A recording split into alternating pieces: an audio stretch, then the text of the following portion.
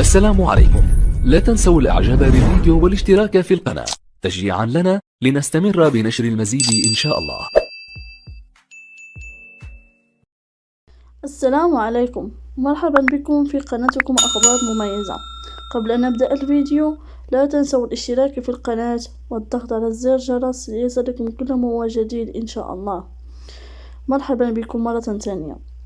وصل النجم كرة القدم أشرف حكيمي لمطار ابن بطوطة الدولي بمدينة طنجة بعد زوال اليوم الثلاثاء قبل توجهه إلى مدينة قصر الكبير لحضور حفل تكريم الذي ينظم على شرفه.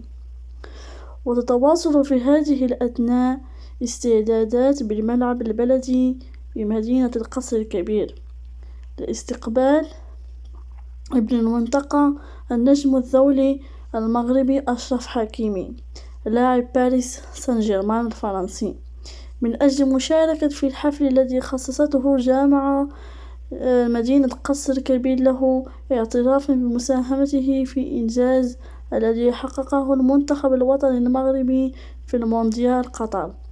وسيقوم النجم المغربي بتدشين ملعب لكرة القدم بمدينة قصر الكبير بعد حضوره لحفل التكريم. إذا أعجبكم الفيديو لا تنسوا الاشتراك في القناة وتفعيل زر الجرس ليصلكم كل ما هو جديد إن شاء الله. تحية لكل مواطن مغربي الذي يشجع اللاعبين المغاربة الذين يستحقون هذا الإنجاز المبهر. شكرا لكم كثيرا.